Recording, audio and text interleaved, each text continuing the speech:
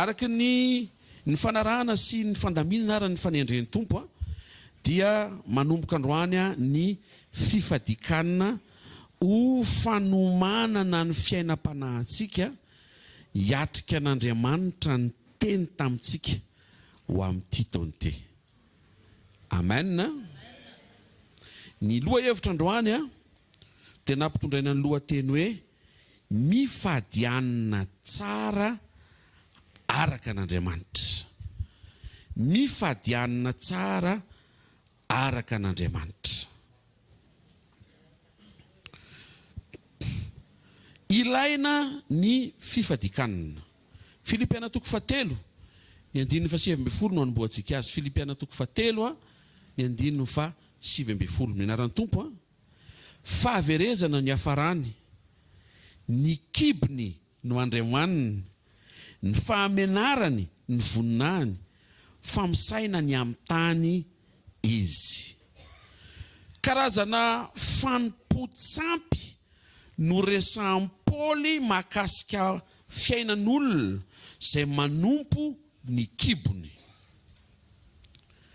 Zay no mahatonga ny fifadikanina asain'Andriamanitra hirosonao, ahafahanao mamerina sy mametraka ny toerana mahandriamanitra an'Andriamanitra ary tsy hanomezanao an'izay toeran'izay anazavatra hafa eo amin'ny fiainanao.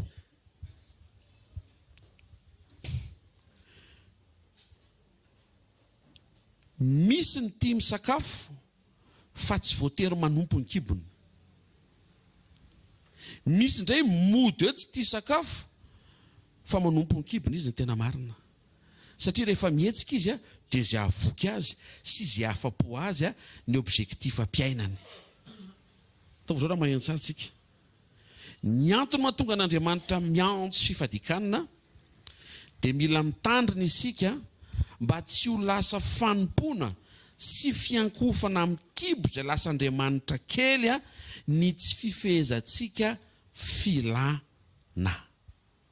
Dia ao anatin'ny fifadikanina le lalana, satria eo ianao no mampandefitra ny kibonao ara-tsakafo izay endrika anankiray ampandeferanao ny nofinao ray amanontolo sy ny filana.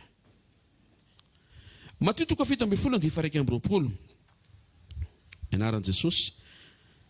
Kanefa iny karazana iny tsy mivoaka raha tsy avoaka amin'ny fivavahana sy ny fifadikanina, hoy Jesosy. Tedy Jesosy dia nanazava fa misy dingana ny délivrance, misy ny vita eo amin'ny fampiasana ny anarany, izay le hoe zao famantarana zao arak'izay mino hamoaka demonia amin'ny anarako izy.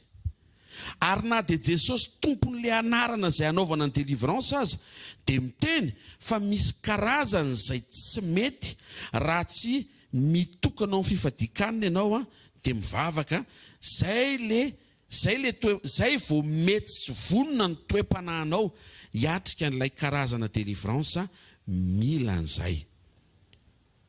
Tena kaikinao misy karazana toe-panahy hoe tsy azo mihitsy hoe raha tsy ao amin'ny fifadikanina hoe. Isaia 4:15 ny anaran'i Jesosy. Tsy izao va ny fifadiana izay ankasitrahako dia ny hamany famatoran'ny faharatsiana, anaboraka ny fehiny zioga, andefa ny ampahoriana ho afaka ary anapatapaka ny zioga rehetra. Ilaina ny fifadikanina satria voalohany le resantsika teo, mametraka an'Andriamanitra ho ten'Andriamanitra eo amin'ny fiainanao, mba tsy hisy hafa anoloranao an'izay toeran'izay, indrindra tsy hisy une partie amin'ny vatanao ka ho ataonao Andriamanitra. Mety nresaka ny Baiboly te veraka amin'ny Filipiana, mety miteny ny Baiboly hoe ny kibony no Andriamanina. Fa mety ho une partie amin'ny vatan'ny olona mety ataony Andriamanitra koa tsy voafehany mihitsy ary tompony, tsy feheziny fa lasa omeny izay tiany ary iankofany, mety ho kibo, mety ho maso, mety ho zavatra hafa. Dia mila mitandra antsika satria tokony ho Andriamanitra rery no Andriamanitra manapaka sy manjaka ao anatinao. Ary tokony izay tian'Andriamanitra no ataonao fa tsy izay tiany le vatanao na une partie ny vatanao. Le faharoa, mafeno fanomponao ny fifadikanina satria misy karazany voalazan'i Jesosy fa azo avoaka amin'ny anarany, fa misy karazany miandry ny fahavononany toe-panahinao miombona tsara amin'Andriamanitra avy amin'le fifadikanina. Ty fahatelo ty dia izy hoe lasa manosika ny fiovanao ny fifadikanina. Zay mahatonga le Isaia vakintsika teo hoe ohatr'izao izy ny fifadiana izay ankasitrahako Andriamanitra io miresaka io. Amamy famatora ny faharatsiana, misy faharatsiana tokony ho, misy faharatsiana tokony ho vahana, tokony ho resy ao anatin'ny fifadikanina sy ao aorianany fifadikanina. Io ratsy io tsy olona fa toetra. Tsy hoe hifadianina ianao mba handresy olona izay heverinao fa ratsy, fa ao anaty fifadikanina ianao mifantoka mba ho resy le toetra tsy mety na le toetra ratsy eo amin'ny fiainanao. Anaboraka ny fehiny zioga, misy zioga eo amin'ny atoka sy eo amin'ny lamosinao, izay mety napetraka ao ihany. Dia tokony ho fotoana ahafahana mamboraka na manapaka an'izany ny fotoana fifadikanina ifantohana amin'Andriamanitra mba ahafahana mamelona an'ilay faniriana hoe tena tsy tiako intsony ty zioga ty. Azareo ve le izy? Samy hafa zany ny vavaka sy fifadikanina. Ny vavaka Andriamanitra teo afaka. Fa fifadikanina lasa etaeta lalina ny anatinao anokananao fotoana ny fanehoanao le faniriana mba hiova ny fiainanao ary hiova ny toe-panahinao. Andefa ny ampahoriana mba ho afaka anapatapaka ny zioga rehetra. Ny fotoana fifadikanina dia tokony isy faharatsiana resy, tokony isy zioga tapaka, tokony isy fampahoriana avy amina toetra ratsy mety efa naharitra ela teo amin'ny fiainanao, tokony ho tapaka sy afaka. Le toetra ratsy mihitsy ny tokony ho afaka mandritry ny fotoana fifadikanina satria fotoana hifantohanao amin'Andriamanitra mba ahafahan'Andriamanitra manampy anao eo amin'le toetranao. Jeremia 14:12 mianaran'i Jesosy, fa na dia mifadianina azy izy dia tsy haino ny fitarainany ary na dia manatitra fanatitra dorona sy fanatitra hohanina azy izy dia tsy hankasitraka azy fa haripako amin'ny sabatra sy mosary ary narety mandringana izy. Tsy misy afa-tsy ny fiovana. Satria mahatonga an'Andriamanitra miteny eto hoe na mifadianina ary izy dia tena tsy hamaly satria tsy niova le olona tao anatin'ilay fifadikanina dia heverin'le olona fa amin'ny fifadikanina sy fampahoritena no hamaly Andriamanitra. Nefa ny tena malian'Andriamanitra amin'ny fiovantoetra na tsy mifadianina azy, fa ilay fifadikanina kosa nefa anampy ilay fiovantoetra. Tsy mahentehaka ao an'Andriamanitra. Averiko le tenin'ny tompo izy na hifadianina ary izy na mody manao fanatitra ary tena tsy mety amiko. Mahagaga fifadikanina nefa tena asian'Andriamanitra tao satria misy zavatra tsara lavitra noho ny ianao mifady sakafo, ianao miova fiainana sy ianao miova toetra. Dikan'izay, raha manomboka manomboka hifadianina ho an'Andriamanitra manomboka androany maraina, aza vela ho laniny toujours ka tsisy fiovana. Atao visany tanjona tsara ho amponao mba ho vao manomboka dia ho fantatra hoe inona ny toetra tokony hiova, inona ny toetra tsara tokony ho azo, inona ny toetra tsara tokony ho tohizana. Amin'izay fotoana izay vitany toujours olom-baovao ianao mivoaka ny fifadikanina. Raha izay ny tanteraka dia tena ho taona tsara ty taona ty. Na tsy hitranga ary ny fahagagana satria niova ianao. Eny io tsara. Na tsy hitranga ary le jobily mahafinaritra be dehibe mampientanentana antsika fa niova ianao. Dia aleo ary niova ianao fa tsy nisitraka jobily. Toy izay andrandra jobily nefa tsy miova. Any amin'ilay fiovana no andrasan'Andriamanitra mba ho avoaka antsika anketaeta sy ampaniriana. Raha vao tsy mangetaeta fiovana io, izay tsy mampety le hoe ohatra miteny zao amin'ny olona ianao hoe mila mivavaka ianao, le olona tsy te hivavaka mihitsy, vavao anay ozy izy. Rehefa mba mamonjy sekoly ianao dia mba hoe tao mba havakana izay. Za zao raha ohatra ka hiteny aminao ndao iary sakafo ka ozy ianao hoe misakafoana ho anay ihany dia maty antoka ny ianao zany. Satria rehefa zany misakafo dia zany voky. Ary ny tsiron-tsakafo hoaniko tsy horenao fa tsy maintsy ianao no manaraka an'izay andeha sakafo mba hinana an'izay hoan'ilay olona dia mba hisitraka fahavokisana eo satria ianao mihitsy no mipartisipe. Ohatr'izay ny vavaka, ohatr'izay ny fifadian-kanina, ohatr'izay ny fifandraisantsika aman-toetra amin'Andriamanitra. Tsy resa be io, vao miaplike an'io ianao na ianao ary ho faly hiova. Asone hitanao hoe mahatonga le fiovana ohatran'ny mavesatra, mbola tsy hitanao ny fiantraikan'ilay fiovana. Fa mahareta kely fotsiny fa na ianao ary maharisika hiova be rehefa ho hitanao ny tanan'Andriamanitra hitsotra ho azy sy hitsotra foana eo amin'ny fiainanao. Satria ny sekret an'ity fiainana ity dia miova toetra mifanaraka amin'Andriamanitra mba azo hain'Andriamanitra anao izay tiany ho azo fotsiny eo amin'ny fiainanao. Amen. Tsy misy afa-tsy ny fiovana. Satria raha vao tsy miova ianao dia tsy afaka couvrer ny fifadian-kanina. Tsy hoe tsy miova tsika dia hiezaka mandritra ny toujours mody mifadianina be tena nefa tsy hiova. Dia izay mahatonga azy miteny hoe na mifadianina aza tsy mety amiko satria manino le zavatra atao tohizina foana. Le zavatra tsy mety hodiana fanina. Tsy resena. Tsy atao tonga, tsy mivadika ho fahatongava-tsaina akory le teny. Ka izay mahatonga antsika tsy mainka andeha hifadianina na dia efa manomboka ary androany. Fa atao velona sy pololotra avy ao anatinao ny etaeta-piovana. Amen. Hitanareo, na ny fandraisana fanasan'ny tompo ary dia ny teny Paoly apôstôly. Izaho toetra izy mba ho amin'ny fanamendrika no hidirana amin'ny fandraisana. Inona ilay fanamendrika? Tsy hoe parfait ianao vao afaka mihinana fandraisana. Fa raha izay dia tsisy afaka mihinana fandraisana na za pastera ary. Fa le fanamendrika, le etaeta-piovana ao anatinao tian'Andriamanitra ho hita eo ampanaovana le fandraisana. Fa tsy hoe ny atao fa mody asiana fandraisana. Tian'Andriamanitra ho hita zany andro amaraina, mangetahita fiovana avy ianao. Averiko indray. Tian'Andriamanitra ho hita andro amaraina alohan'ny hirosoana fifadian-kanina, mangetahita ny hiova ve ianao manokana eo. Atsangano ny tanan'izay tena mangetahita any anaty hoe tompo tena te hiova. Asa anaty mivavaka ray amin'ny anaran'i Jesosy. Ndreto izay amin'ny etaeta-piovana. Faniriana lalina tena iaina. Ireo toetra vokatry ny fanahy efa napetraka ato anatinay sy ireo toe-panahy ankasitrahanao. Ahatonga ny fifadian-kanina tsy ho fandanim-potoana amin'ny fiaretana tsy sakafo, fa ho maika ho fotoana anamariana izany fiovana izany sy hitrangana izany fiovana izany. Amin'ny anarana maheran'i Jesosy Kristy avy Nazareta. Amen. Asio teka mafy tsara ho an'ny tompo. Ny aretina afaka atao amin'ny fametran-tanana fa ny toetra tsy afaka atao amin'ny fametran-tanana. Hoe mangataka an'izay bevava rehetra mba hanantona na izay fotsiny dia mety sa hanantona hoe iny zany tena confirmé tena bevava mihitsy ny olona iny. Fa ny toetra ianao décidé hoe tsy mety amiko. Raha mbola hitanao ohatra mety aminao io dia tsy afa-tsy délivrer eo zany ianao.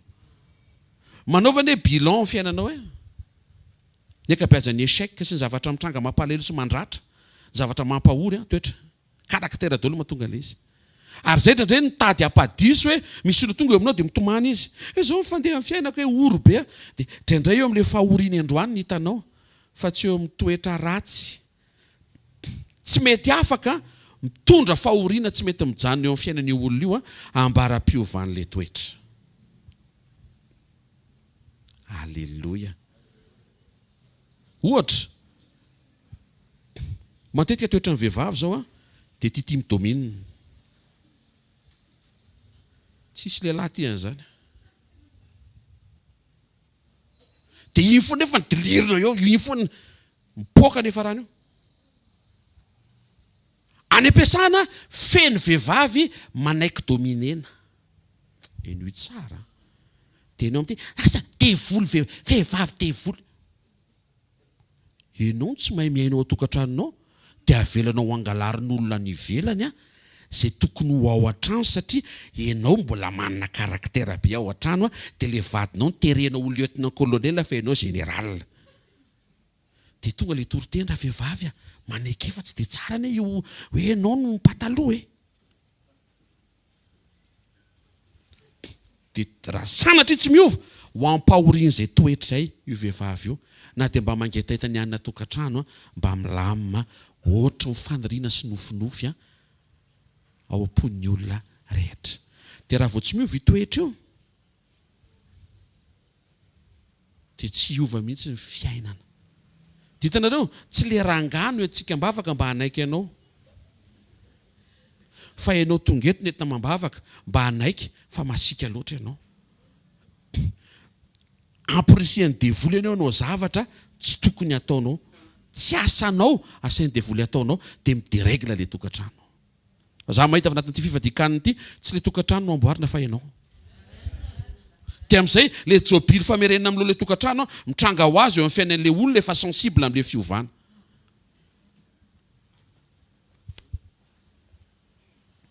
Na ny fampahitana fitery dia miankina mitsikitsikinao. Raha volinao zany feno fifaliana tsy noho ny amin'ny fampahitana fity koa izay dia ave zavatra ty. Izay dia ave zavatra ty. Dia hitanao vozan'Andriamanitra toetra mataony ianao. Ao anaty tsikitsiky mitady zavatra eo. Fa rehefa miaina honnêtement, sincèrement, simplement ianao tena hoe amin'ny fotsotra dia mitsikitsiky satria fantatra hoe andro vaovao omen'Andriamanitra amin'ny famindrapony, andro afaka isan'Andriamanitra tsara dia faly ianao ny fifalianao no mahatonga anao lasa bon vivant sy feno tsikitsiky mpanantenana. Zay brao idiranao mahita fity ianao. Tonga dia misy zavatra misokatra ho azy satria mireflete fifaliana. Ny fifalian'Andriamanitra mihitsy lasa miboiboky ao anatinao. Ara-pisafidianina, iza mahafinaritra miresaka amin'ny olona be tsikitsiky sa miresaka amin'ny olona kizitim-belona be? Na ianao fotsiny anantaniko e. Ahoana? Be tsikitsiky e? Ka maninona ny kizitina zany? Amboariny ao anaty. Tsy mampety anao androany, tsy mampety ny hoavinao, mampijaly ny ao an-trano ny toetra tsy mety. Hoeto mandritra fifadikanina Jesosy ty zavatra ty ohatry ny efa ela ny teneninao tamiko. Ohatry ny miady mafy zany a. Zany no entiko mandritra fifadikanina ty. Ny antony a malahelo fa mijaly manodidina noho ny amin'ny toetra io. Ary mavesa tramiko le toetra. Na zary efa henoko hoe efa leo an'le izy. Raha vao manomboka zay ny ataonao, afaka ianao. Zay vavaka zay fotsiny efa ambokambo aza fa tsy hoe manamaivana vavaka fa le fahatsapahanao nefa zava-dehibe dia ny exprimenao to anaty vavaka mitsangana hoe ianao olom-baovao. Na ataoko hoe tamin'ny enina maraina ianao nanomboka mifadianina ny vavaka, amin'ny enina sasany zany ny fahatsapahanao efa afaka misakafo maraina sady ianao amin'ny fito.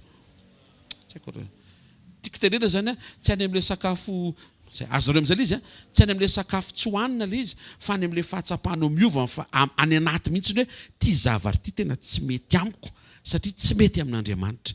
Mila miova dia mivavaka ianao anatin'izay dia miseho ny voninahitr'Andriamanitra. Amen. Aleon'Andriamanitra fiovana toy izay fifadikanina sy fanatitra.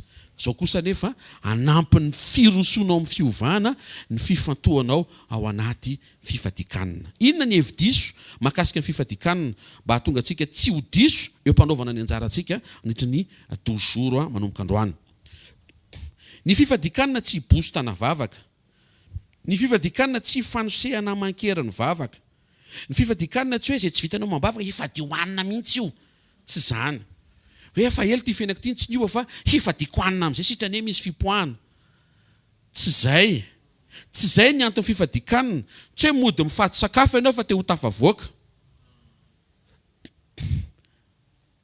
Andriamanitra tsy azontsika terena na amin'ny endrikinina na amin'ny endrika inona. Satria toy ny manery an'Andriamanitra ny fidirantsika amin'ny fifadikanina hiprovoke zavatra tsy vita amin'ny vavaka. Mazava a? Dikan'izay zany esory ao anaty zany le hoe hipoaka amin'izay ty 2024 ty fa tena tonga dia asiko fifadikanina mihitsy début d'année. Mbola tsy mifadianina nefa vita ny jobily rehefa vonona ny jobily. Dia ahoana zany le zokiola efa niteneny tompo aza mifadianina. Reny zany tsotratra ny jobily satria tsy mifadianina zany. Oza misy misainy raha mba sahazo ny zokiola. Itikizo amin'ity fifadikanina. Satria mbola tsy tena azonao an-tsaina hoe inona ny tombontsoa ho azonao. Rehefa omenao fotoan'Andriamanitra mandritra ny fotoam-pifadikanina, anovanao ny ao anatinao.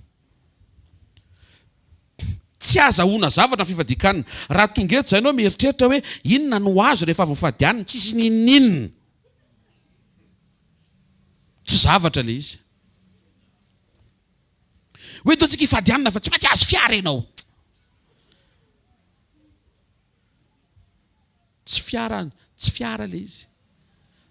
Fa fotoana mihoatra ho an'Andriamanitra le izy.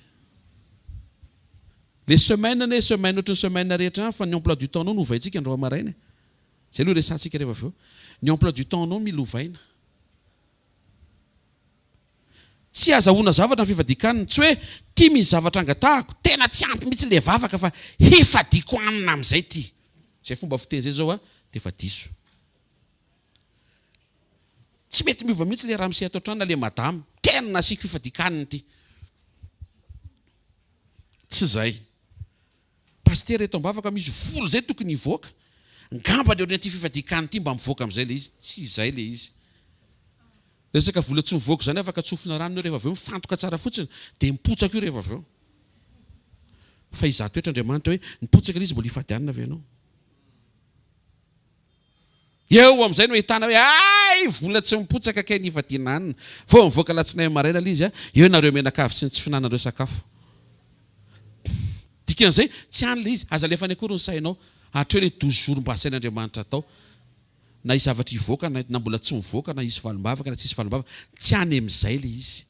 Ataoko ity zao tamin'ny herinandrom-boja tsy mifadianana fa nisy valombavaka, nisy olona sitrana ihany, nisy miracle, nisy témoignage, tsy zany ve andrasontsika resaka lobary endasy. Lodary ambasy. Tamin'ny herinandrom-bony tsy mifadianana ianao, zareo misy olona sitrana, misy trosa afaka, misy zavatra bebe. Dikan'izay dia hiteny Andriamanitra hoe tsy any amin'ny miracle ny resantsika rehefa mifadianana. Fa enao sy za sy enao. Tena kekinao, enao sy Andriamanitra le fifadikanana hoe. Mamy zany teny zany. Avereny dia ataovy mamy tsara avy eny am-bavanao fa zay atao mangidy. Teneno kekinao, enao sy Andriamanitra le fifadikanana hoe. Raha marina aminao dia sy tehaka mafy tsara ho an'ny tompo. Raha marina aminao ataovy tehaka mafy tsara noho zany ho an'Andriamanitra. Ny fifadikanana enao sy Andriamanitra. Fa tsy enao sy ny fiainanao. Lasa entranareo zany le izy. Entranao sy enao ihany. Fa fifadikanana enao sy Andriamanitra. Dia hoana pastera fa za miasa foana mangataka amin'ny tompo zany mba hisy journée anankiray ny 12 jours mba enao sy Andriamanitra rery. Sarotra be zany amin'ny sabotsy. Ka misy ivry amin'ny lahady. Aza sy ny excuse fa possible le izy. Tsy mitena hoe miala miasa anao, za raha ianao miasa. Vavaka mihitsy zay mba hiasa ianao. Tsy ekena koa zany mpamonjy sekoly tsy anasa zany lava eto foana.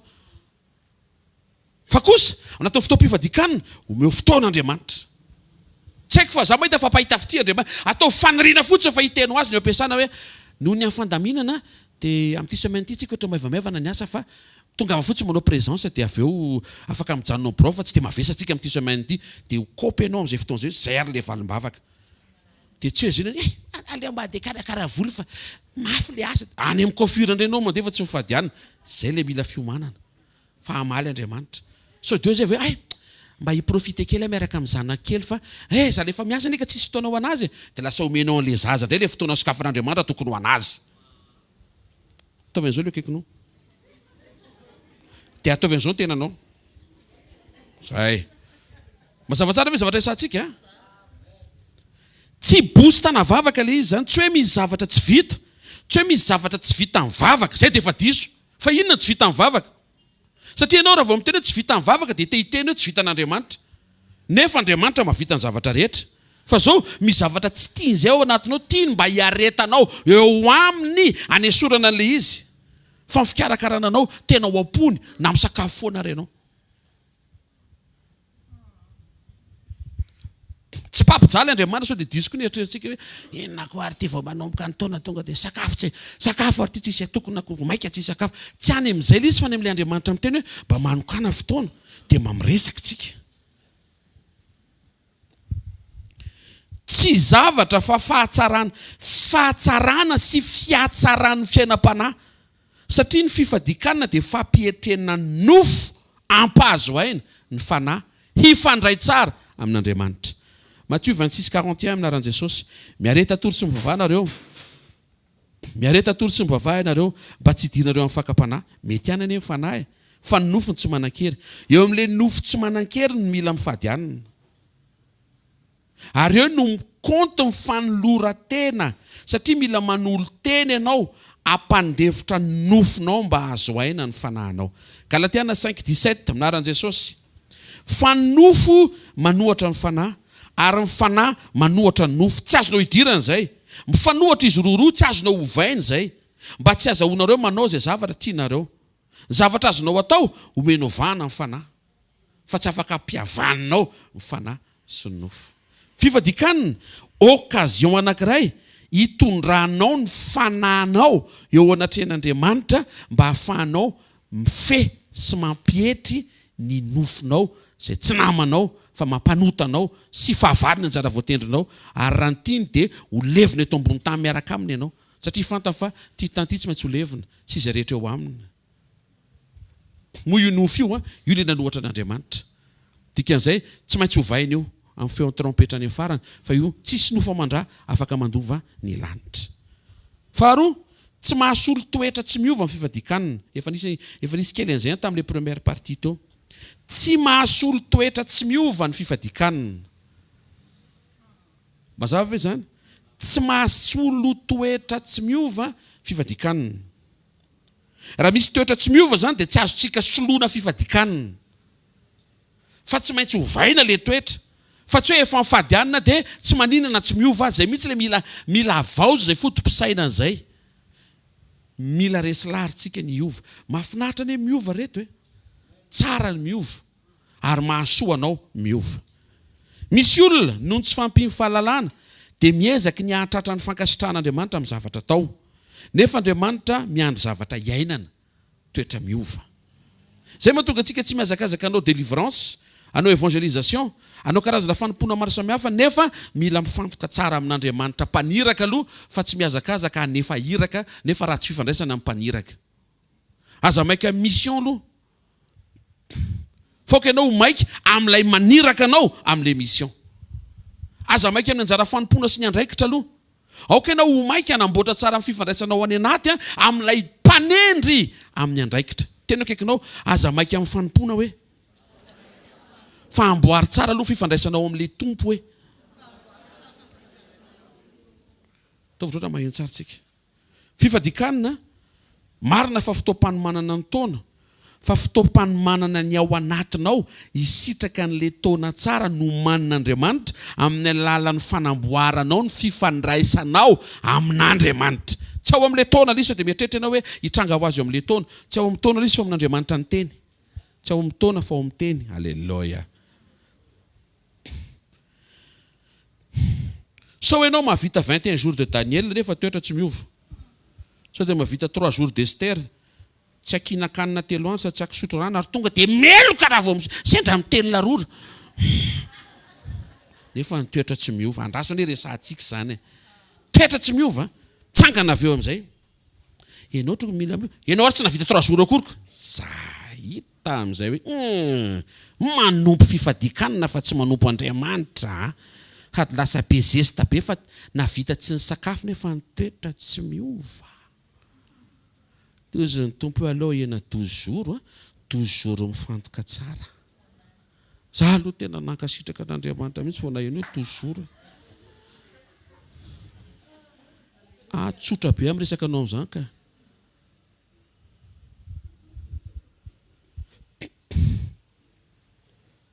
Sanatria lasa avinavim-panahy, tandremo sao dia lasa avinavim-panahy hoe ato amin'ity trano ity zarery mavita. Mangina. Mangina, mitsahara. La ferme pour avoir la forme.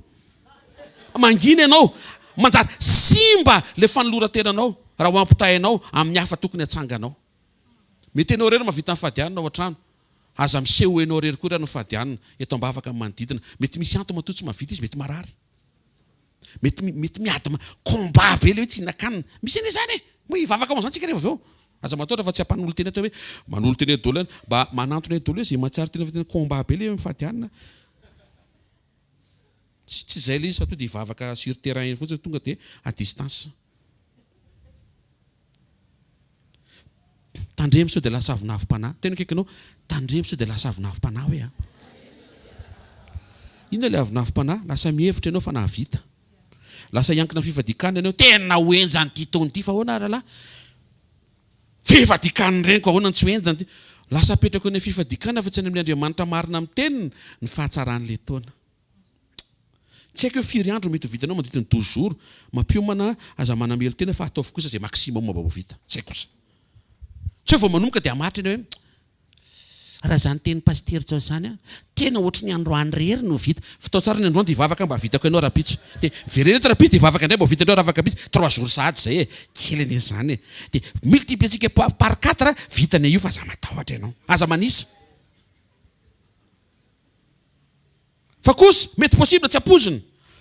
Mizavatra tamiko tena tsy maintsy ninana aza manamely tena. Le fifantohana ataovy maro toerana.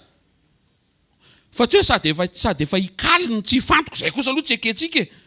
Satria le fotoana efa mba omen'Andriamanitra hoe mba omeo anahy io 12 jours io kosa. Tsy hoe tsy anazy ny ambiny. Fa misy fotoana tsy anazy fisakafoanantsika. Dia iny le sakafoanantsika iny le omena azy mandritra ny 12 jours. Amin'ny fotoam-pisakafoana ny andro amarena efa vita moa zany izy zay. Tsy haiko hoe nomeno an'izy zany aloha le maraina teo fa tsy resaka anina zany mba tsy isiny gidragidra fa ny ratoandro to dia resahako aloha. Ny ratoandro zany zao amin'ny 12 ka hatramin'ny 9 hatramin'ny 4 ianao misakafo. Ho anay moa zany dia ohatran'ny makamaka fotoana zay rehefa misakafo. Dia tandremsa dia zay ny ampiasana pasteur ankaingana be rehefa misakafo eo amin'ny 10 minitra fotsiny aza atao an'izany ny tompo. Dia mody 10 minitra omenao ny tompo ratoandro. Amboary fa ahita fity ianao e. Zao ny fotoana fifampiarabana sy fivoriana sy maro samihafa. Tena kekinao ahita fity ianao e. Dia vao misy le fotoana malalaka idio birao lasa Jesosy ty fotoana ty tokony fotoana iarahako amin'ny sakafo. Fa androany navokako ny fiainako mihitsy ny sakafo fa omeko anao le fotoana. Zany hoe mahazo fotoana mihoatra zany Andriamanitra mandritra ny fifadikanana. Tsy haiko raha mahazo. Mino fa mba omeo azinao amin'izay hoe inona le antony le fifadikanana. Le fotoana isakafoananao tsy hoe lasa ianao zany dia tonaka eo amin'ny lavarangana eo dia enganyemba isy fifoazana eto Antananarivo. Enganyemba tsy atsiaro sakafo. Tsy izay ny ataonao. Fa lasa ianao mitokana dia miresaka amin'i Jesosy Tompo. Tsara loatra ty taona ty. Raha le ny teneninao. Nefa ny toetrako ohatra mbola betsaka ny zavatra mila miova dia iny le fotoana ifampiresanareo mianaka hoe Tompo tena mba hampio fa impiry zay fifadikanana fa misy taona ohatry mba mivaly izy fa misy taona ohatry tsy mivaly. Tena ohatry tsy tiako Jesosy hoe tonga indray ty 2024 dia farany indray tsy isiny resao any amin'ny Tompo mandritra le fotoana omenao azy zany rehetra zany. Aza miresaka hoe Jesosy sady tete mbola tsy manambady any enganyemba mety mifatianina koa zao izy ihany. Aza misaina zany aloha. Ho avy eo foana zay anjara tokony anao. Iadamana tsy mifatianina. Tsy mifatianina izy. Natongavany Eva natory andrekako tsy veye akory. Tsy niary tory anapatoriana mihitsy. Ry Moïse ane hoe sorona vo Egypte koa zay Andriamanitra hoe akatono ny trano dia misakafoana dika zay. Tsy any amin'le misakafo sy le tsy misakafo le izy. Fa rehefa mba miteny kosa Andriamanitra hoe mba mandritry ny terinandro mahery kely ity omeo fotoana mihoatra moae. Tena kekinao enonao ve zany teny zany hoe? Dia teneno izy afaka amboarina ve fotoananao hoe? Mba hanome fotoana ho an'Andriamanitra ianao hoe. Tsy mahentehaka ho an'Andriamanitra. Nenareo 12 jours fa nena pasteur areko any anaty mihitsy to dia 40 jours de Moïse. Fa maninona ianao no tianao mihoatra foana? Efa miteny Tompo fa 12 ko mandeha anao 40 ianao tsy azoko. Fa fanahafa zany ve le miresaka aminao? Nena pasteur fana commando fa nenareo fana ohatra ny manetreteny. Tsy ambadika ny durée ny le izy. Ambadika ny fankatoavana le izy. Mety ho vitainao 40 jours. Toy Andriamanitra le 12 voalohany voaraiko. Le ambiny misaotra betsaka nanao régime fa miaina daholo ny tavy sy amin'ny tena misaotra betsaka mihevitra ny fahasalaman'ny vatanao. Dia ho gaga ianao. Hoe ho gaga ianao. Aminao fa endry tsara daholo ny olona miaina eto androany. Dikan'izay tsy azontsika saromana amin'ny asa be ny toetra tsy resy. Ary isan'ny asa be ny fiaretana eo amin'ny nofo, fiaretana eo amin'ny kibo, fiaretana fifadikanana. Isan'ny asa be ny fifadikanana izay tsy azontsika anaronana toetra tsy resy.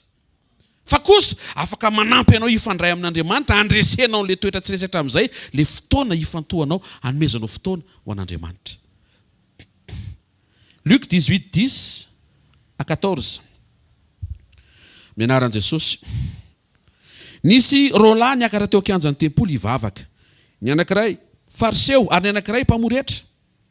Ilay fariseo nitsangana ka nivavaka nitokana hoe ary nataony heniny olona rehetra sy nataony tonga teny am-potsofon'ilay mpamory hetra izay mpanota velona matevikoditra.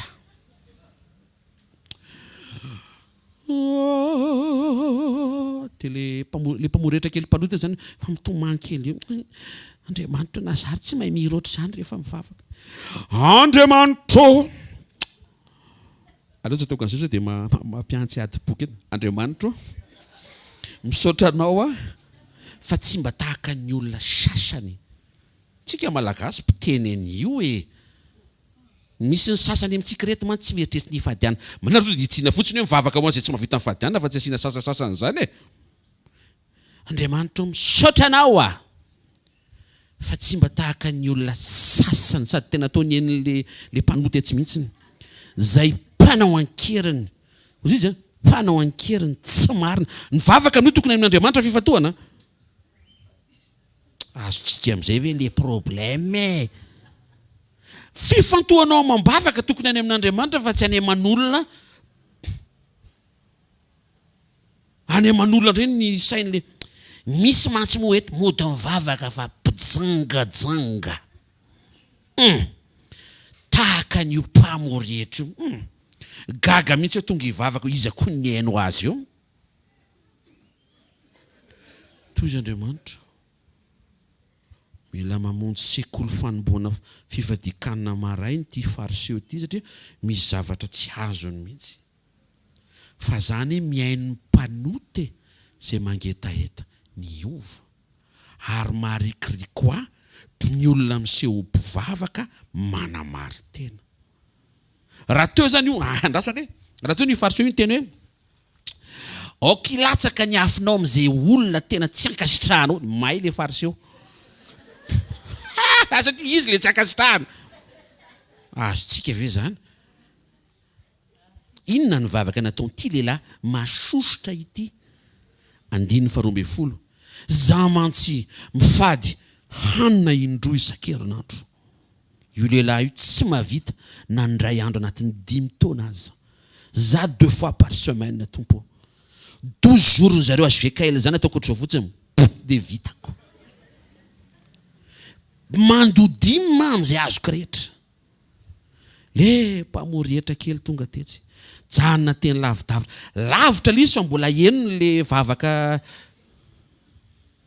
nataon'le fariseo mpanamary tena. Tsy mba netiny andrandra ny lanitra kory izy sady ny tehatratrana anao. Andriamanitra mpamindrafo amiko mpanota. Mpamindrafo amiko mpanota. Izy tsy niteny hoe za tsotra an'io. Tsy nijery ny hafa izy fa nijery ny tena sy Andriamanitra. Hoy Jesosy, lazaiko aminareo. Zany lehilahy zany nidina tany an-tranony efa no amarenina noho ny anankiray. Fa aza rehetra manandra tena sady nitondrona ohatr'izao le ifady izy le nitondrony. Maharaka tsara film ianao tandrefa raha vao matory kely tonga dia very sady mampatory le tsy misakafo maraina mihaino tsara. Fa aza rehetra manandra tena ho ahedry ary zay rehetra manetry tena ohatry nyity mpanoty ity ho asandratra. Mpifadianina le fariseo 2 fois par semaine systématique continue. Na jour férié na jour férié. Na miteny ny tompo na tsy miteny tompo fadianina foana izy. Nefa tsy nefa izy nanandra tena. Hitanareo amin'izay ve le hafanaona mety meny Jesosy? Mahavita mifadianina 2 fois par jour fa manandra tena. Toy izy Andriamanitra hoe tsy tiako le manandra tena. Lasa nahazo fankasitrahana indray le mpanota vao mibebaka vao eo mbola tsy mifadianina hatramin'izay ny ainany. Ka hitra fifadian-kanina tsika riavana aoka tsy ho fariseo mpanandra tena daholo tsika. Amin'ny anarana Jesosy tsy sandratra avy zany. Tsisy zany. verena tsara eo pototry ny tongotry ny tompo dia omeo azy eo Jesosy na ny fafako mamita ny tery avy aminao ary ny tena marina mila anao tsy jereko izy ny navita izy ny tsy vita izy ny tsy manao izy ny manao zalo anao satria asainao manao an'ilay izy ty fariseo ty navita ny fadiana 2 fois par jour fa niavina ary nahita ny tena no mihoatra no le mpamory rehetra eo le diso nahita ny tena no mihoatra izy satria mpifadianina hono izy sady mpandodimina ary manao vavaka amin'ny kondaneany hafa hanamarina ny tena ny eo anatrehan'Andriamanitra zay le tsy mety aza manao vavaka manameloka ny hafa namarinana anao eto anatrehanao fotsiny ny anao dia samy miala nitondra sy nitanisany faratsy ny hafa izy fa nitanisany fahamarinana satria mpifadianina hony izy tsy tian'Andriamanitra zany tonga dia voafafa le fifadian-kanina sy le dimina mahatonga zany resahantsika mba tsy ho voafandriky ny fahavalontsika eo mpanaovana an'izay asain'Andriamanitra atao fa fotoana faran'izay sarobidy ny fankatoavana ny direktiva misy fotoana Andriamanitra miteny miara misakafo nareo dia miara midera amin'ny fifaliana sy amin'ny fomantona anaovantsika an'izany dia misy fotoana io Andriamanitra no miteny hoe mba mifadianana kely indray amin'ny fifaliana sy amin'ny fandraisan-datra indray anaovantsika an'izany misy fotoana izy miteny hoe manaova excursion amin'ny fifaliana sy fandraisan-datra sy finoana anaovantsika an'izany hitanareo tsy ao ambadiky le programme le sy ao ambadiky ny fankatoavana le izy ny tsara zany raha manomboka androany dia manomboka androany koa ianao ny tsara fa tsy hoe za aloha iainy tsara ny fampianarana mandritra ny 12 jours dia orinan'izay jereko raha anao nenahy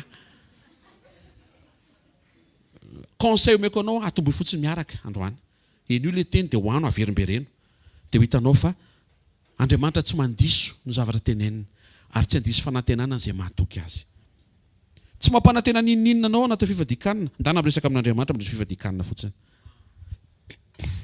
ny fomba anaovana azy ny direktiva nomeny tompo tamin'ny alalan'ny mpanompo ny amin'ity taona 2024 manokana ity izay tsy fantatra na hitohy na hovainy indray amin'ny taona ho avy satria mpanjaka izy manao izay tiany ny amin'ity taona ity anokana andro anankiray tsika isaky ny volana anankiray ho vakivakintsika mandritry ny taona dikan'izay raha taona normal ity taona ity ka 12 volana dia 4 andro zany tokony fifadian-kanina ataontsika 12 andro zay mahatonga antsika tsy mandeha amin'ny fahazarana fa mandeha amin'ny fitarihan'ny fanahy fomba anaovana azy tsy misakafo maraina Andriamanitra tena tafasotro rano Andriamanitra mela heloko anao aminaran'i Jesosy fa raha atoandro mba misaoty ny sakafo raha atoandro alleluia tsy misakafo maraina ary tsy misakafo atoandro paster John teny tsy misakafo maraina tsy niteny goûter izy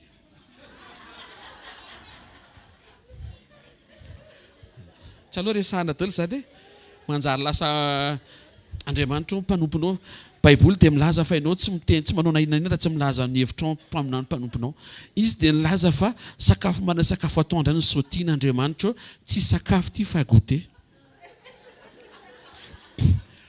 reformulé koa le izy manomboka maraina ka hatramin'ny hariva dia tsy tokony hikasika rano na sakafo ny vavanao mbola rectifieko indray afaka mikasika rano mba hanontsana azy fa mba tsy atelina ao mba 12 jours fotsiny alleluia eteto hoe zasy ny angezaka zao mba miteny hoe 12 jours fotsiny mba mahereza ianao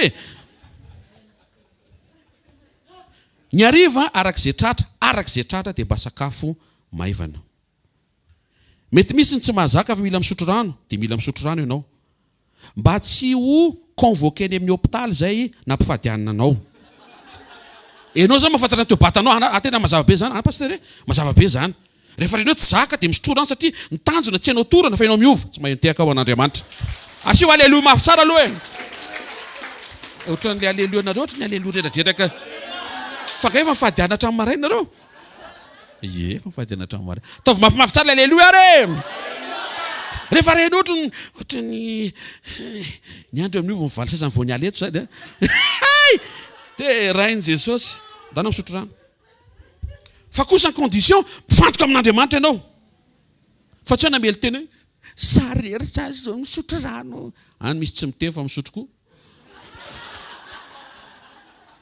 fa ny tena zava-dehibe mazava amin'izay ngambany le anao manokana fotoana mihitsy ny hoe tompo ao anatin'ny fotoam-pifadiana zao omeko anao le fotoana dia miresaka amin'i Jesosy ianao Jesosy lalovantsika hatramin'izay tena nandefitra be ianao tia misy zavatra tena mbola combat be tsy vola tsy misy fa toetra tsy mety eo amin'le niveau tianao. Anatin'ny fivadikaniny teo tena hoentiko Jesosy mifoko fa te ho isan'le olona afaka amin'le hoe tôjôbily tena ide miresaka eo nareo mianaka dia eo dia zay resahanareo mianaka ao ataovy ny resaka tandremo sa dia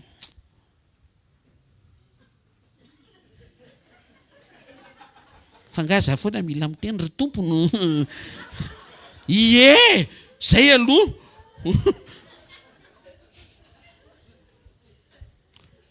mety misy tsy mazaka mila misotro rano dia misotro rano araka izay renao fa mety io tena raha ny tena marina mety io fa mba tsy sinny ny zava-dehibe ny fifantohanao manome fotoana mihoatra ho an'Andriamanitra satria le fotoana tokony anaovanao sakafo mihitsy no omenao ho an'Andriamanitra. Miresaka amin'Andriamanitra ianao dia mametraka ny fiainam-panahinao eo anatrehan'Andriamanitra amin'ny fifaliana ary tsy miferinaina. Ngamba zay mila tenena vao maraina hoe androany amin'ny anaran'i Jesosy dia mifadiana tsy miferinaina sady mijery fitaratra ianao. Amin'ny anaran'i Jesosy. Iza aminao fifadikanina ny rehetra arak'izay mahavita. Iza ny tsy manao raha misy zoky olona mila misakafo na ny bevoka sy ny mampinono na ny marary mety manaraka traitement médical dia mila fantarinao ny toe-batanao dia tahiny tompo ianao. Le fifantohana resantsika. Fifantohana fifadikanina fa tsy hoe fampahoritena. Misaina zavatra anankiray ianao dia lasa adininao le sakafo. Ohatra, misy zavatra saintsainao zao na mihevitra Andriamanitra projet tonga dia tena tonga dia raha io ny tanteraka tafy ianao. Dia mpisaintsaina ilay izy maraina atoandro hariva adininao hatramin'ny sakafo. Izany efa tratra an'izay, efa tratra an'izay. Tena revorevo anatin'ilay hevitra ireo tena wow, lasa ity dia miditra vady dia atsangana manora dia manao sary dia wow, tena lasa miliarderitsika. Adininao ny sakafo. Ary na mitena dia ohatrany hoe sakafo andraso aloha fa tsy azo tapahana amin'ny fil d'idée. Ao ary fa atokanao ny sakafonao dia rehefa mivoaka ao ianao dia afaka misakafo e. Tonga ihany ny hariva vao tsaroanao hoe aika tsy tafasakafo satria lasa be tao amin'ilay zavatra niketrehanao ny sainao. Tenenina akaikinao zay le izy zay hoe. Tenena mora isa 2 zay le izy zay hoe. Misy taona koa misy problema mavesatra be, sarotra be, tsy tianao be, maraina saintsainao atoandro. Ianao fa ty sakafo, tsy te sakafo ahy. Tena akaikinao, zay le izy hoe. Fa ny problema fotsiny lasa problema mampifadianina anao fa tsy ny tompo mahafinaritra be. Ao anatin'ny 12 jours ty zany tokony ho tratratsika ny objectif hoe adino azy ny sakafo satria mifantoka tsika miresaka amin'Andriamanitra. Le fotoana ifanomezana iarahana mifady dia fanomezana dia fotoana anomezana fotoana bebe kokoa ho an'Andriamanitra. Tahaka ny hoe fotoana ny sakafo le resantsika teo dia atao fotoana ahafahanao miresaka amin'Andriamanitra anaty vavaka, anaty famakiana teny, misaintsaina teny, méditation, mandinika ny teny, étude. Mamerimberina toroteny, mamerina MP3, mamerina amin'ny Facebook sy ohatr'izany. Zany hoe tontolo momba an'Andriamanitra no amenonao an'ilay izy. Mba tsy ho votsitra le fifantohana satria efa nomena ho an'ny tompo ihany iny fotoana iny.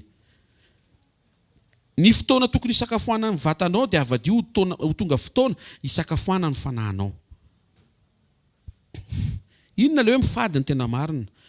Ozy izy ny Deutéronome 23 10 amin'anaran'i Jesosy, raha mivoaka iady amin'ny fahavalonao tafika ao dia mifady ny ratsy rehetra.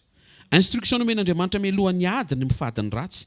Fa ny tena marina tokony ho discipline de vie atsika mihitsy ny hoe mifady ny ratsy sika. Tsy sarotra izany. Ohatra anao sy ny fomba nareo taloha hoe zay avy any ananina mifady tongolo. Misy tongolo anga sakafo io? Toatr'izay mihitsy sika. Ho zany fety zany zay mifady ny ratsy mantsy. Sao dia misy ratsy anatin'ilay fety. Dia tsy mamonjy an'ilay fety ianao rehefa fantatrao fa fangaroaro ilay fety. Tena akaikinao mifady ny ratsy hoe.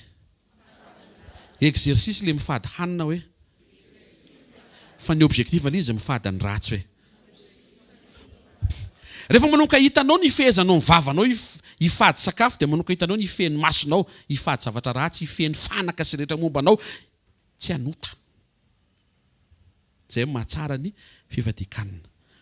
Joba 1:8 Andriamanitra ny jorovolom-belona fa Joba ozy izy olona mifadiny ratsy io, possible le izy zany. Obolona 3:7 aza manaonao endry, matahoran'i Jehova ka mifadiany ratsy. Ny fifadiana ny ratsy dia avy amin'ny fahatahorana an'Andriamanitra. Ny fifadian-kanina zany dia fanazaranao ny fatahoranao an'Andriamanitra aseho amin'ny fifadiana ny ratsy. Efa ao ilay izy fa aplikena amin'ny momba ny toetra sy ny toepanahy ny fitondran-tena. Ny olona matahotra an'Andriamanitra ny mifady ny ratsy. Zany hoe exercice famoahana fatahorana an'Andriamanitra zany ny fifadian-kanina. Tena kaikinao ao anaty fifadian-kanina hoe dia mianatra mamoaka fatahorana an'Andriamanitra hoe. Fa maninona anao fatahorana an'Andriamanitra satria ianao rery ny ao amin'ny birao tsisy mahita nefa ianao manao fanekena fa tsy sakafo. Tsy hanendrina dia bomboray aza. Dia manao fanekena ianao ao amin'ny tsisy mahita fa hitan'Andriamanitra. Ao anaty fifadian-kanina sy aoriana fifadian-kanina tokony ho vitanao ny mifady ny ratsy. Joba 33:17 dia miteny aminaran'i Jesosy mba hampiala ny olona mifanaony sy hampifady azy ny fireharehana. Zany zao tokony ho afaka amin'ity fifadian-kanina ity, afaka amin'ny firehana sy ny zezesta rehetra tsisy dikany ireny. Nefa ilay izy avy tsy avy aminao akory sady tsy hainao akory anao ilay izy dia mizesta, afaka ny zesta aminaran'i Jesosy. Misy olona neka tena mitaingina sarety fa tena zany tena mizesta satria tsy ilay izy tsy fitaovana mampizesta. Ary misy olona mitangina fiara faran'izay tsara indrindra voanivoaka fa hidiny daholo fitaratra mba tsy hita akory ao izy. So dia hitsara indray ianao hoe tsy jereo ny angeza amin'ny fiara, io ve zao tsy mizesta? Ka mety nazahoany fiara izy tsy mizesta mihitsiny. Satria zesta fanahy fa tsy materiel. Tena kaikinao mianatra manetry tena hoe tsisy avy aminao zany hoe avy amin'Andriamanitra io hoe. Tesaloniana 1:7 aminaran'i Jesosy, zao ny sitrapon'Andriamanitra dia ny hanamasinana anareo hifadianareo ny fijangajangana.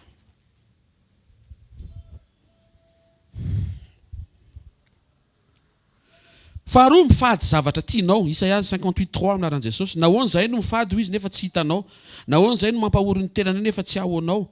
Indro dia mamaly Andriamanitra amin'ny andro fifadianareo azy ange dia mbola ny tianareo ny ataonareo ary ny piasa rehetra aminareo dia hampahorianareo. Raha tsy manaitra anao ny sakafo zao toy ianao hoe tsy fifadian-kanina toujours. Na atao 45 heures tsy olona zao, za tsy problème amiko ny sakafo. Ok. Sady mifady sakafo zay ianao mifady zavatra tianao ohatra.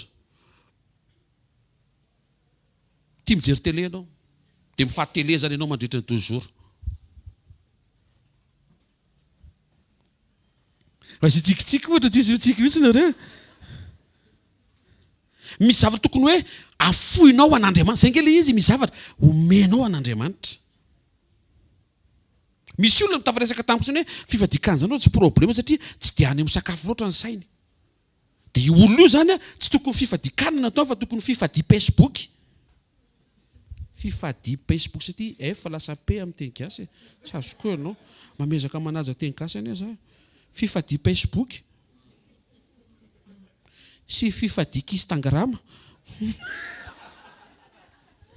Raha zay zany ny hainao ohatry ny mahafinaritra anao ohatry ny olona tia sakafo dia iny zany tokony hifadianao mandritra ilay toujours dia iny fotoana anaovanao Facebook iny ilay omenao ho an'Andriamanitra. Ny pastera tsy problème ny sakafo, ny ale metsena dia tsy metsena ianao zany mandritra ny toujours aloha. Iny ilay mahafinaritra zany mba ezahanao mba omena an'Andriamanitra. Ny pastera efa ilay tonga ao an-trano iny ny tena mba mahafinaritra sakafo sy zany ny ankizy hividiana sakafo ny ale manao la siesta mba iny mifady siesta ianao zany amin'ity toujours ity. Mazava ve zany? Dia ilay fotoana ny siesta iny omenao ho an'Andriamanitra. Tsy mahenteaka ho an'Andriamanitra. Mety resaka Facebook, tia mijery story,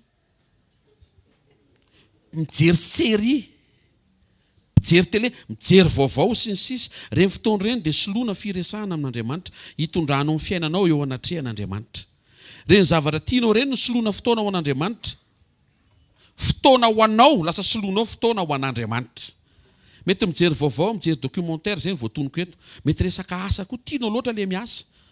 Fa ao anaty fifadian-kanina atodioany amin'Andriamanitra avokoa ny fafinaretanao sy ny mombanao. Manokana fotoana na dia anaty asa aza. Amboary tsara nefa ny asa.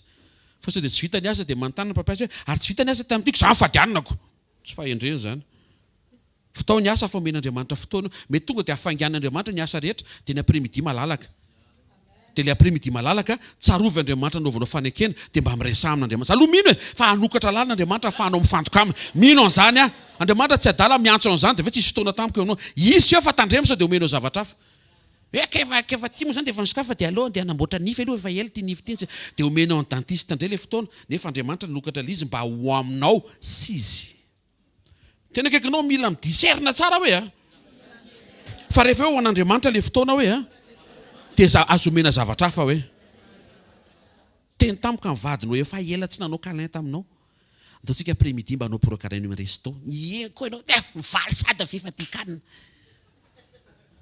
dia omenao mivadinao indray le fotoana fa tsy omenao an'Andriamanitra araka le mifanekena après 12 jours afaka manao programme resto nareo mivady fa omeo an'Andriamanitra aloha zay tokony ho azy amen zany farany tantaran'ny zanak'Israely nisy problema teo amin'ny zanak'Israely sy ny benjamita ao amin'ny tsara toko 20 dia nitsangana ny benjamita dia niady tamin'ny Israely niady tamin'ny foko 120 zany dia nanontany an'Andriamanitra ny zanak'Israely eo amin'ny tsara toko 20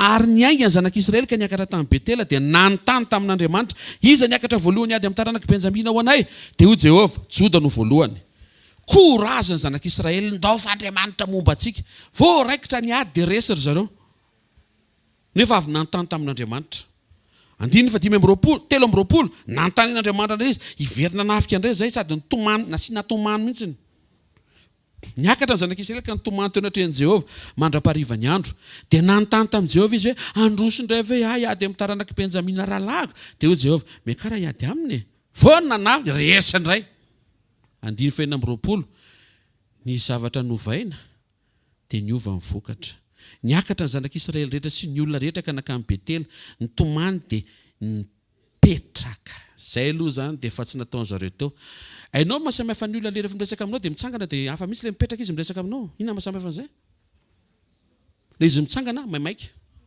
ahoana le afaka dia omena zao ve le izy ihany fa ny olona mipetraka dia ahoana vaovao dia mahavariana fa vao mipetraka ny zanak'Israely dia nandresy amin'izay izy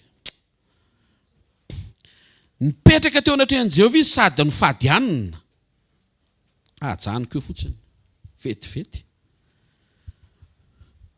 rehefa omenao le fotoana fa tsy maika ianao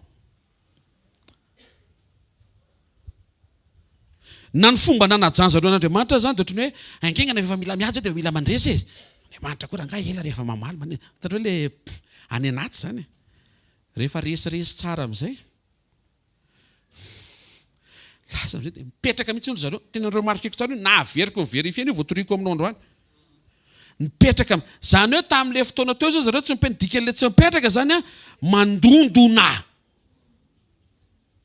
hoe efa tsy tafapetraka mihitsy zay toy Andriamanitra hoe fa manina atao amin'ny fanatrehako ny tsy hipetraka nga ianao maiky ny tsy mbo hiresaka amiko anga dia fandresena fotsiny ifampiresantsika mianaketo mba maza ho toerana dia mba miresadresaka rehefa ianao mamangy ray aman-dreny reny dia le ana dadabe valina fa somary maimaika ay mba mipetra aloha ka Andriamanitra ohatry le dadabe ty ivanginy reny ianao ohatry le hvkl-mission alava amin'ny fiainana amboary zay mety maika ianao ahita ny voninahitra Andriamanitra amin'ity taona ity fa le Andriamanitra ny eo an'le voninahitra amin'ny teny hoe mipetra aloha tena kaikinao ao anaty Fifadian-kanina hoe mipetra aloha saotra n'Andriamanitra ma Fifadian-kanina amin'ity taona ity zany tsy Fifadian-kanina mitsangana fa Fifadian-kanina mipetraka raha sady efa tsy sakafo mantsy no mitsangana maraina ka hatramin'ny ary teo nahitana fa tsy mifadianina ry zalahy tamin'ny zalahy le nitsangana misy ifandraisany daholo zany Andriamanitra zany tsy any amin'le hoe anao tsy mihinan-kanina fa any amin'le considération anao dia teo zareo mipetraka ohatr' zao zany tratra ny caméra ve tsy nohony amin'ny caméra fa nohony amin'ny mpitazana ny mpitan-dranomasina dia mipetraka io zany dia miteny ny olona etrany masaka ny sakafo zay tokony hody kely aloha andraso aloha fa aloha eto aloha miresaka amin'Andriamanitra eto aloha le eto ary tsy miva adino hatramin'ny sakafo dia mahavariana fa vao mipetraka sy nanadiny sakafo ny zanak'Israely dia nandaitra le teny. Lasoary. Vao mivavaka tamin'ny voalohany zareo, efa niteny Andriamanitra mandresinareo, fa tsy nandresatra zareo. Mandainga avy Andriamanitra, tsy mandainga Andriamanitra ka, fa le fifantohana ny tsy ampy. Nantany faharoa indray, ahoana Andriamanitra fa tena le teo fa bon le teo zany tsy resana fa ahoana mandresa tsy mandresa e. Aingana be le valina fa maika izay a. Ohatr'izay zany ilay any anaty. Andriamanitra hoe mandresinareo ka, fa le tsy fampifandraisana amin'Andriamanitra mahatonga le teny tsy tonga dia mitranga. Dia resy indray, tonga avany amin'izay, nakatoerina amin'izay mipetraka amin'izay izy. Ohatrany tetiny izy hoe zay hamalinao azy be fa etsy izay aloha dia miandry an'izay valiteny omenao. Mipetraka tsara amin'izay izy sady tafafadianina. Zavatra tian'Andriamanitra ho hita ao anatin'ny fifantohantsika. Omeo fotoan'Andriamanitra mandritra le fotoam-pifadian-kanina. Anatin'le fotoana ho atokanao ho azy mety. Misy miasa amintsika na misy mianatra. Fotao tsara ny asa, vita ny asa, izy fotoana kely omeo an'Andriamanitra iny. Na mety afaka mody aloha ianao, mody aloha dia omeo an'Andriamanitra le mody aloha. Asika ve le izy? Anatin'le mody aloha iny mipetraha mihitsy aloha dia miresaha amin'Andriamanitra. Zay le fatrany voalohany fifadian-kanina tsy ianao sy ianao fa ianao sy Andriamanitra.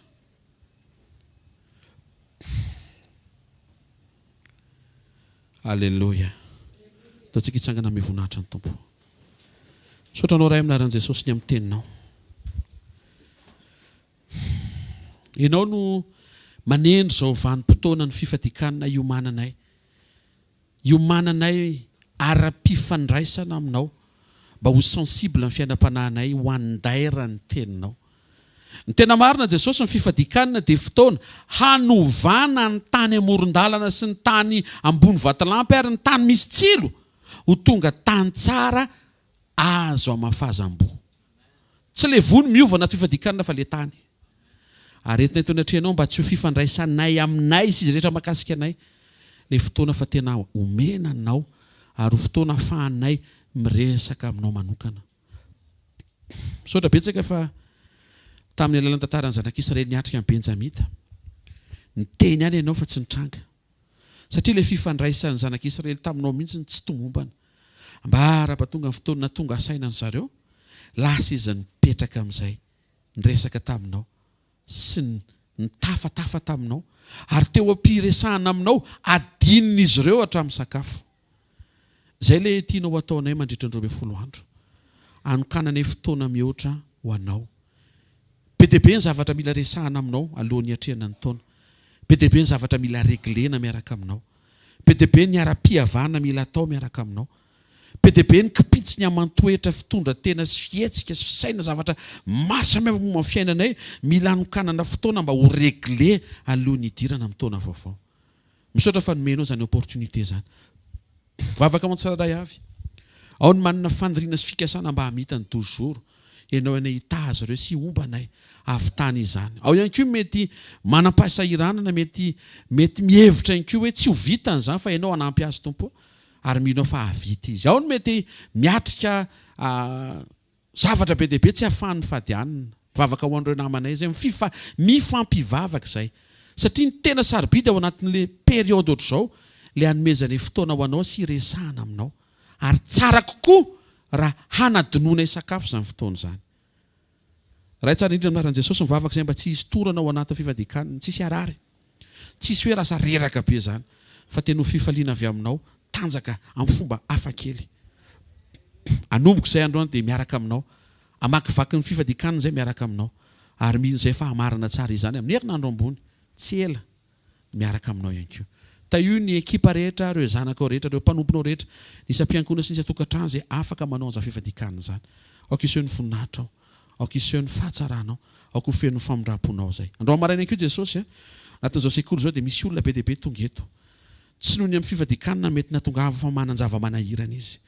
Mety miatrika ady, mety manaintaina, mety eo amin'ny fiainana misy baraingo sy fanontaniana be dia be tsy ahitam-baliny.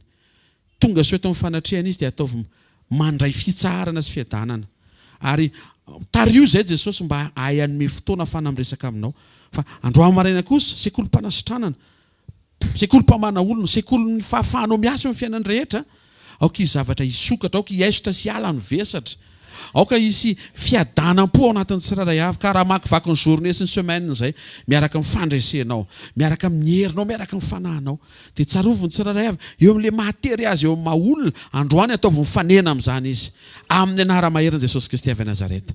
Amen. Tiaka mafitsika ho an'i Jesosy a. Mahazo toerana vetivety a, anao fanatitra ho fankasitrahantsika an'Andriamanitra. Alléluia.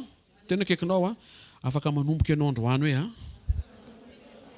Raha sendra tafina ianao tamin'ny maraina hoe a. Dia sautio ny ratoandro hoe fa homeo ilay fifantohana hoe. Ataovy raha maheno tsara tsika. Ao a, ny fotsika ny zava-dehibe fa tsy le fond, c'est sur la fond, c'est pas sur la forme. Tsy le hoe le natafatelo-ndrora ianao, tsy hoe zay ny averanao ny amin'ny elo. Mazava angamba zay. Fa le fifantohanao mihitsy mba tena homeo an'Andriamanitra. Homeo an'Andriamanitra le fotoana tokony anaovanao zavatra mahafinaritra anao. Zay le izy zay. Dia ino zany paster no atao mandritra le fotoana? Mivavaka ianao. Hoet eo amin'i Jesosy mifiainanao. Dia le hoetiny eo amin'i Jesosy tsy le zavatra tsy mandeha hoe Andriamanitra, ny asako ity tsy mandeha amin'ny laoniny, ny vadiko ity tsy mandeha amin'ny laoniny, ny anako ity tsy mandeha amin'ny laoniny. Fa hoet eo hoe Jesosy ohatra ny rehefa tery vao matsiaro anao zany zao mila entina mambavaka. Reko mihitsy isaky ny farany volana tena ohatrany tsy mandeha mivavaka. Fa raha voavaka eo le 5 sy le 10 dia ohatra lasa mivavaka satria lanilany le vola. Maninona ary any ohatra zany. Zany le hoetina ty Fifadian-kanina. Andriamanitra, maninona ary rehefa misy zavatra mitranga dia ohatra bebe zesta kely zany. Fa maninona ary any mizesta rehefa tsy avy amiko ary le izy. Indraindray ary misalotra voninahitra ny olo-kafa, voninahitra succès-ny olo-kafa dia mandainga ianao avy aminao le izy. Hoe teo natrehan'i Jesosy zany fa tsy hahatonga antsika any an-danitra zany. Alléluia. Renao any anaty ohatra mora misenerve zany. Fa maninona ary Jesosy mora misenerve. Kizitinanao ny ao an-trano fa maninona ary tompony kizitinako ny ato an-trano fa tsy hoe za Andriamanitra ohatra victime fa dia za foana ny ankizitinany zareo ato hoe. So dia misy raison mahatonga ny olona efa mikizitina aminao fa ianao fotsiny tsy mitantara. Matetika mantsy le manjoanao sisa ny hoentinao eo amin'dinika fa le nataonao manolana tsy mba tantarainao mihitsy za zao mba ankavitsina rehefa le mandeha dinika ireny no hoe tonga le olona dia pastera sa mihitsy ny ratsy ankavitsina.